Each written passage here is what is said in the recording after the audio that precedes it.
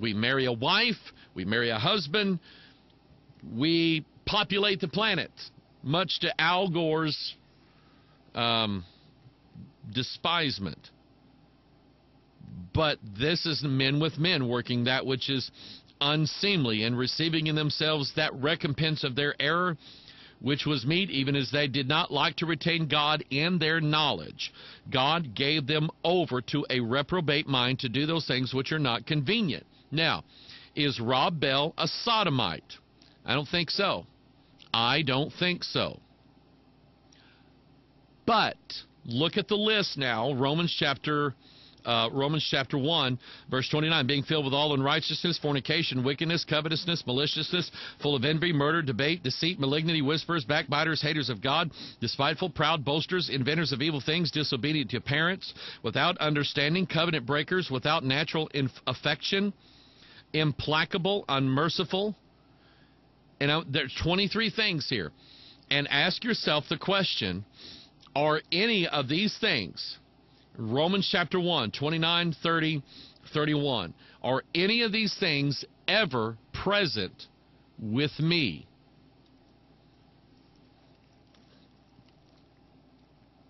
Let's go back to Psalm 65. Iniquities prevail against me. As for our transgressions, thou shalt purge them away. So you go back and look at this list again. And if this list gets a hold of you, I mean, it's got the unrighteousness, fornication, wickedness. Oh, those are things we don't talk about. And yet backbiters, you know what a backbiter is?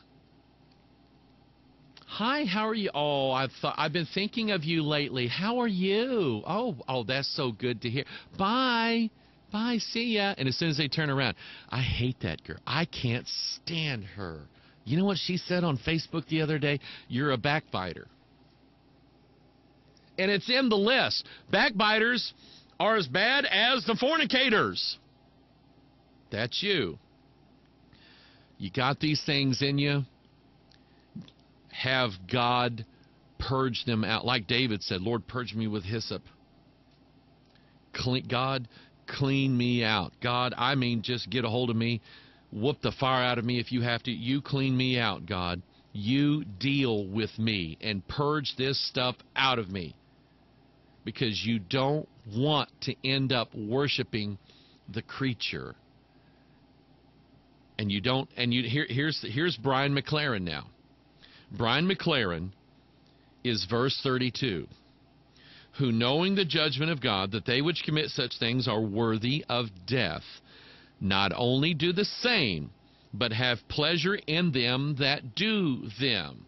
So Brian McLaren takes the guy, his son, and the other guy, and does some kind of traditional Christian thing on them. He is blessing what God has cursed, is what he's doing. And he has pleasure. Oh, son, I'm so proud of you. You know, when the paradigm shift happens, then everybody on the earth is going to be gay like you are. That's Brian McLaren. And by the way, fornication, wickedness, covetousness, maliciousness, full of envy, murder, debate, deceit, malignity, wisdom. Did you know that there's a list of 23 things on here that really, really, really make a good TV show and a good movie? Just saying. Oh, I love a good murder mystery. Oh, I love a good murder in a show. I just love it.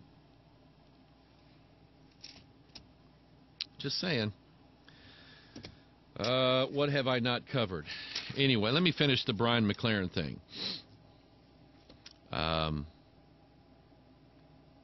It had been just a couple of years when McLaren shifted his thinking and abandoned the traditional view of homosexuality being a sin that he grew up with. Quote, I had gone through my change in this view before I ever guessed that any of my kids might be gay, he said on the radio program. I was a good kid. I believed what I'd been told. And as a pastor, I started having gay people come out to me, and what became clearer and clearer to me is that their experience was not explained by the theology I inherited, he explained. And that it would be unjust to continue to uphold what I had been taught. Maybe I could say it like this: my call to love God and love my neighbor was in conflict with what I had been taught the Bible required me to say and do. This is the Brian McLaren I Hate the Bible interview. Recalling the time his son came out to him, McLaren stated, "So I went through that shift in my own thinking." See it? It's a paradigm shift. His perception now has been altered. It would be like if aliens from Mars, I mean literally from Mars, came and landed on the earth and said, "Guess what? We're God. We put you here. We wrote the Bible." And the whole world would go. And everything that people have ever thought for thousands of years is now gone out the drain. With the exception of the Vatican, of course. That's what McLaren did. He said, I went through the shift in my own thinking a couple of years after that when I really, in some ways, came out myself as a person who no longer supported the traditional view. And one of my sons came out to me. I just remember I cried and cried because my thought is, oh no, if my son has been going through the same kind of pain so many other people did and I didn't know it, I just couldn't live with that. To his relief, he said, his son Trevor never worried about his parents accepting him. McLaren is the author of, here it is, A New Kind of Christianity. And most recently, Why Did Jesus, Moses, the Buddha, and Muhammad Cross the Road? Decades ago, he and a number of pastors had started what was called the emerging church movement to reach young people, but that later became divided as some pastors, including Mark Driscoll, left over theological concerns. Matthew Schmitz, deputy editor of First Things, summed up McLaren's journey in an article Tuesday. Brian McLaren started out wanting to reach the unchurched, end up performing a commitment ceremony that stood outside the church not only physically, but also doctrinally, in contravention of clearly delineated Christian teaching on the nature of sex and marriage. His desire for a more authentic and less abstracted faith took him away from the concrete body of Christ. Here's the thing. I went down to Harrison, Arkansas a few years ago because the former denomination of Bethel Church, the Free Will Baptists, who I thought would never in a billion years end up like this, they were putting on a new conference called D6. That's the D6 conference. Now, they say it's based on Deuteronomy 6 and, thou shalt love the Lord, then, this blah, blah, blah. I didn't mean to blah, blah, blah the Bible, but I have a point to make. D6 means something else. D is the number 4. A, B, C. Remember, C is number 3. D is number 4. 4, 6. And the second year of this conference, they're coming out and the speakers are talking about how can we change the DNA of the church. And I'm going, I get it. How come nobody else sees it? I'm going, I get it. And they are altering. You change the DNA of the church. Take the Bible out, put a different one in. Take the King James out and put a new Bible in. That's how you alter the DNA of the church. And they started having speakers at this conference that were not Free Will Baptists. Now, I grew up Free Will Baptist. As many of you who have a denominational heritage, you grew up that way, and when you went to a retreat, you heard the preachers of your denomination preach the retreat, or the camp, or the meeting, or the convention, or whatever it was. But now, that's not cool anymore. Our young people won't go hear Brother Jack Larson, who's in his 60s now, pastored successfully 4 churches and won souls over everywhere. He's going to come preach the youth conference. And the youth leaders are going, oh, that's so boring. Our young people just won't listen to something like that. And if you're going to play that Amazing Grace again, well, we just won't show up. And the kids were going, well, I don't know, I'd kind of like to go hear the guy. But the youth pastor said we wouldn't like it. Yeah, we don't like it, man. So they started bringing in guys. They started bringing in guys that had been to the same shift conference that McLaren put on. So here's McLaren. Here's all these other speakers out here. And McLaren goes, go! And the other speakers go out in all these other denominational conferences everywhere, very subtly spreading this same kind of shift. I wanted to make sure you knew that I said that correctly. They're spreading the same shift everywhere. McLaren sends them out. Mark Driscoll finally just couldn't take it anymore. Mark Driscoll's going, and you know what he's trying? He's trying to keep looking good. He's going to lose his base, and he knows it. Anyway, what else is there to talk? Oh, here is something. Let me make sure I'm not throwing anything good away. There's some emails. I better hang on to that.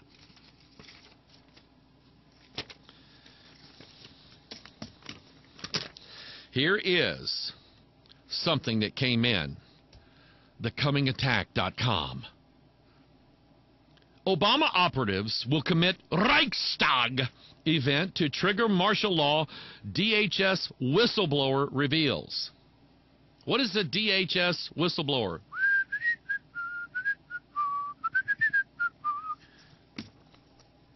What is a DHS? And I'm going to read part of this, and then I'm going to give you my opinion.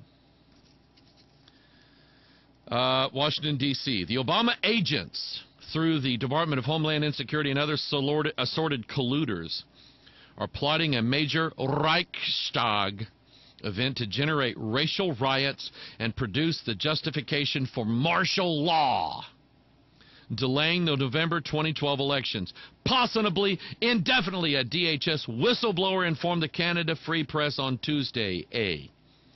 The Reichstag event would take the form of a staged assassination attempt against Barack Obama, carefully choreographed and manufactured by Obama operatives. It would subsequently be blamed on white supremacists and used to enrage the black community to rioting and looting, the DHS source warned. Now, let me go back for a second. Number one, when Bill Clinton came into office, I had just really started just kind of looking at conspiracies. And there's a bunch of them with Bill Slick Willie Clinton. I mean, all the Dixie Mafia that he was involved in, the stuff at the Mena Airport. I believe it.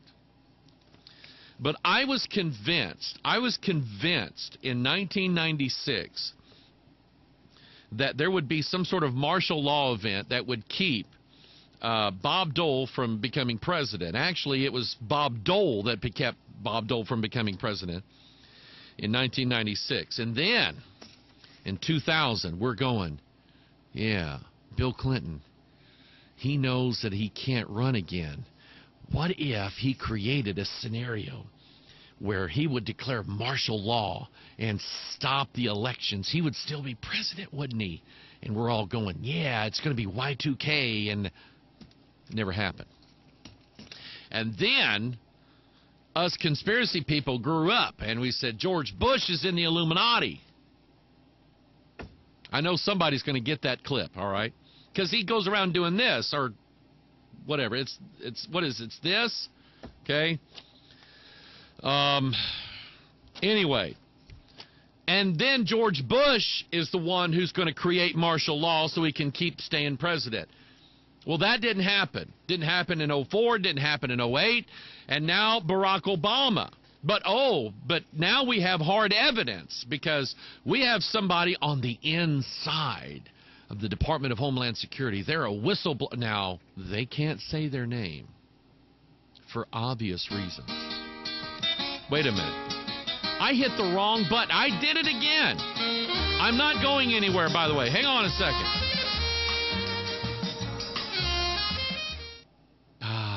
That's better.